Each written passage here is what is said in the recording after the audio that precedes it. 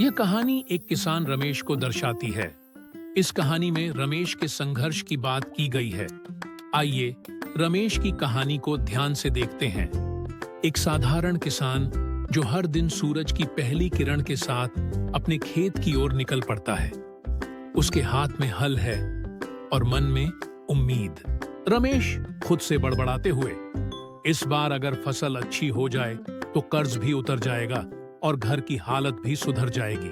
रमेश की पत्नी सीमा खेत में पानी लाते हुए, सीमा, रमेश, तुम दिन रात मेहनत करते हो, लेकिन कर्ज का बोझ कम ही नहीं होता।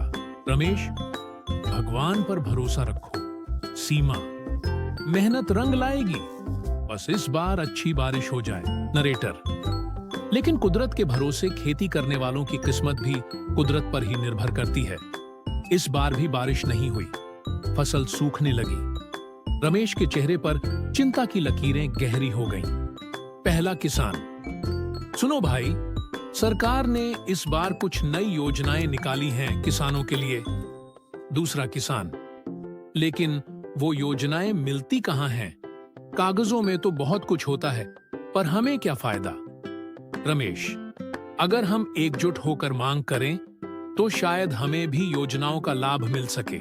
नरेटर, रमेश और उसके साथियों ने निर्णय लिया कि वे पंचायत के माध्यम से अपनी आवाज उठाएंगे। उनके प्रयासों से गांव में कृषि योजनाओं की जानकारी मिलने लगी। रमेश भाई, ड्रिप सिंचाई का उपयोग करें, इससे पानी की बचत भी होगी और फसल भी बेहतर होगी। रमेश, धन्यवाद साहब, मैं इसे जरूर अपनाऊंगा। नई तकनीक और मेहनत का संगम रंग लाया। रमेश की फसल इस बार लहलहा उठी, कर्ज उतर गया और परिवार में खुशहाली लौट आई। रमेश की मेहनत, संकल्प और नई तकनीकों का उपयोग अंततः उसके जीवन में खुशहाली लेकर आता है।